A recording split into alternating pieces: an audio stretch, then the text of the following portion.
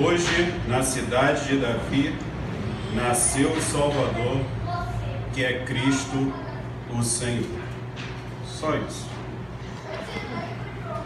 Então, a ideia nossa aqui hoje, além de trazer uma mensagem bem rápida para nós, que nós ainda temos aqui a ceia que vamos participar, e os nossos afazeres cívicos de hoje, eu queria trazer uma ideia para a gente pensar um pouco sobre o senhorio de Cristo. E nesse momento interessante que nós estamos vivendo, e particularmente nesse dia de hoje, em que já foi falado aqui, temos falado isso aqui há vários dias atrás, sobre essas eleições, sobre o momento especial que o Brasil vive, sobre as contradições que nós estamos percebendo nos nossos arraiais. Muitas dessas contradições não são surpresas para nós, outras se tornaram surpreendentes. E a gente vem vendo coisa que tem nos assustado um pouco. E pensando um pouco no que nós poderíamos meditar hoje, pensei nesse texto que traz mais ou menos uma ideia do que vivemos hoje e o que foi vivido nessa época. Com essa anunciação desse texto, dizendo que Jesus, ele era o Senhor na época em que foi anunciado, existia um Senhor que era o César do Império Romano. E você dizer que há um outro Senhor, ou que há o Senhor, independente desse Senhor que estava reinando, isso traz muitas contradições. Não traz para nós hoje. Nós que um dia aceitamos ao Senhor Jesus como nosso Salvador e nosso Senhor, sabemos que agora fazemos parte de um reino, e fazendo parte desse reino, há um senhorio, há alguém que dá ordem nesse reino, e esse Senhor é o Senhor Jesus. E a Ele nós devemos obedecer. E o que Ele diz é o que vai fazer sentido para as nossas vidas, independente das consequências daquilo que Ele diz para nós, nós devemos obedecer, independente. E chegar ao extremo daquilo que nós chamamos do extremo da nossa obediência, que é ir até a morte. Então eu quero trazer aqui também, dentro dessa primeira ideia do senhorio de Jesus, é claro que esse tema é vasto, não dá para a gente tratar aqui numa manhã e em poucos minutos, mas levar-nos novamente e de volta ao texto do Antigo Testamento, que se encontra lá no livro de Daniel, capítulo 3, e especialmente do versículo 16 ao 18, que até recentemente foi feita uma brincadeira, que Sadraque, Mesaque e Abednego a favor do ele não, mas nesse texto que traz uma mensagem muito interessante para a gente, de quando nós estamos submetidos a uma autoridade ou a um senhorio, e que no nosso caso aqui hoje é o senhorio de Cristo. Naquela época, Nabucodonosor, ele levantou uma estátua e disse que todos deveriam adorar essa estátua. E Sadraque, Mesaque e Abednego se negaram a adorar essa estátua. E o rei Nabucodonosor disse que quem assim não o fizesse, seria jogado na fornalha. E em dois versículos muito interessantes, Sadraque, Mesaque e Abednego assim dizem: ó rei, o Senhor pode fazer conosco o que o Senhor quiser. Nós não vamos nos dobrar, nós não vamos adorar essa imagem. E se o Senhor nos jogar na fornalha, nós estamos certos de que o Senhor vai nos livrar. Até aí, beleza. Mas aí eles dizem: mas se o Senhor não nos livrar, mesmo assim, nós não vamos nos dobrar. É saber a quem nós servimos. E a ordem dele permanece. É claro, né, que a gente, na nossa humanidade, a gente sempre espera, não, no último momento o Senhor vai dar um jeito, Ele vai nos livrar, Ele vai nos tirar. É claro que o Senhor está vendo tudo isso, Ele vai nos tirar, mas nem sempre. E mesmo que Ele não nos livre, mesmo que Ele não nos tire, assim nós permanecemos sem nos dobrar. Aquilo que pedem que vá ao contrário daquilo que o Senhor Jesus nos diz. E passando para a segunda ideia para meditarmos nesta manhã, é que não seria muito justo, vamos dizer assim, da parte de Deus, com toda a licença ao Senhor, servir alguém com tanta autoridade, sem saber que aquilo que ele diz é a verdade. Além dele ser o Senhor, o que ele diz é verdade e ele é a verdade. Então nós podemos confiantemente obedecer ao Senhor, fazer o que ele diz, e obedecê-lo e fazer o que ele diz com confiança, porque o que ele diz é verdadeiro. É a verdade. O texto de João, capítulo 1, vai dizer que nós vimos a sua glória como a glória do Pai, e ele cheio de graça e cheio de verdade. Porque ele é a palavra, era o verbo que estava com Deus, e o próprio Jesus diz: santifica-os na tua palavra, porque a tua palavra é a verdade. Santifica-os no Cristo, o Senhor, ele é a palavra e ele é a verdade. E na nossa caminhada de fé com o Senhor Jesus, não pode parar em nós dúvidas.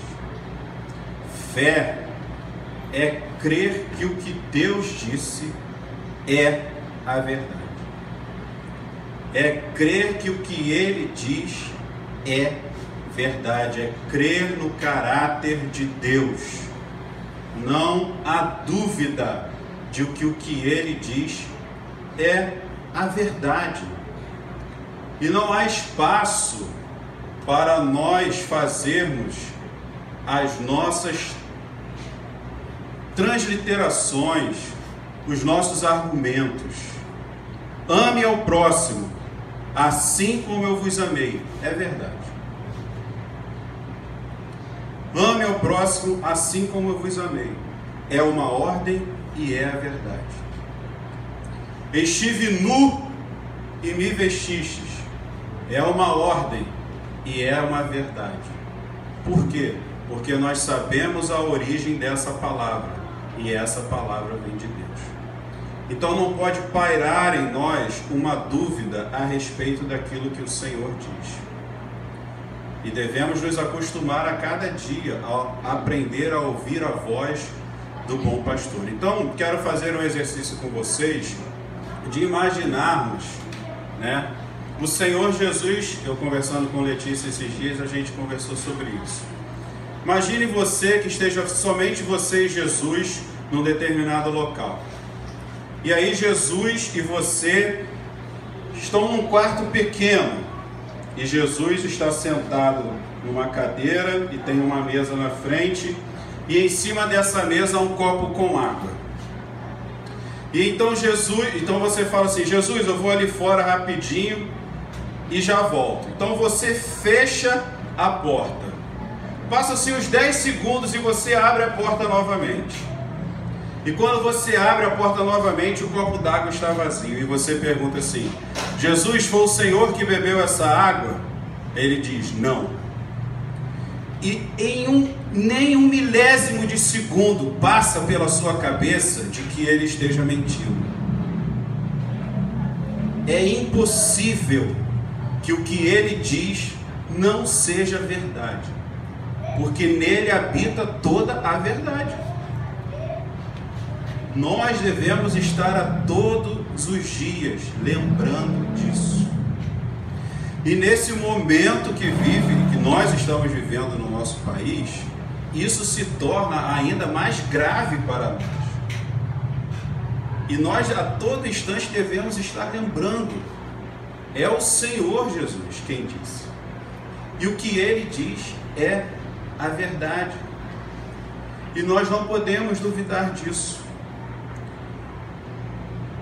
Eu, olhando as redes sociais, durante todos esses dias, durante todo esse período que nós estamos vivendo, do período eleitoral, e nós sabemos do candidato que diz que bandido bom é bandido morto. E eu tenho também aprendido que na nossa caminhada, na multidão, tem gente que segue uma determinada coisa, mas na multidão tem gente que segue a multidão. E alguém colocou assim lá acho que foi no Face, eu não lembro se eu recebi por WhatsApp, mas que dizia assim, bom, e desculpem aqui a franqueza do que eu vou falar, mas estava escrito lá, então eu quero reproduzir para que nós possamos assim pensar. Diz assim, bom, se bandido bom é bandido morto, e aí entendendo bandido todo aquele contraventor daquilo que muitas coisas chamamos de lei, e a pessoa dizia assim, bom, que legal, então a gente não precisa mais mandar dinheiro para Cristolândia, porque bandido bom é bandido morto. E a reflexão no grupo a respeito daquilo que foi dito, muitas pessoas começaram, opa, o que estou dizendo? A quem estou servindo? O que é verdade? E o que não é verdade? A todo instante devemos lembrar que nós agora fazemos parte de um reino. Esse reino tem alguém que dá ordem. E não dá uma ordem para que nós possamos sofrer com essa ordem. Mas a vontade de Deus, ela é o quê? Boa, perfeita e agradável. Jesus é Senhor, Ele é bom e o que Ele diz é verdade. E agora, acredito que todos nós aqui, digamos assim, nos tempos em que estamos vivendo, especialmente no dia de hoje, apesar de provavelmente não termos uma unanimidade de candidato, mas acredito que todos nós tenhamos um pensamento em comum. E esse pensamento em comum, de certa forma, nos une aqui. Ele nos faz ver que nós realmente servimos a um Senhor que defende a vida. Nós servimos a um Senhor que leva a vida, ou que pretende que os seus filhos protejam a vida até o último instante, para que todos esses tenham o tempo máximo, para que na história, ouvindo a voz do Espírito Santo, possam se arrepender de seus pecados e também vir para esse senhorio do Senhor Jesus. Mas nesse momento parece-nos, eu quero dizer parece-nos porque eu não quero ser pretensioso como sendo o dono da verdade, que nós estamos do lado certo. Parece-nos assim, e acho que é assim mesmo. Porque é uma frase também que eu gosto que diz assim, na dúvida fique do lado dos pobres, né? Então eu acho que estamos assim. Mas às vezes também, esse próprio Cristo que é o nosso Senhor, ele é também a nossa pedra de tropeço. Porque nós vamos nos confrontar com coisas que a gente vai brigar com esse senhorio. A gente vai dizer, olha, pode até ser, mas eu não concordo com o Senhor, eu vou fazer do meu jeito.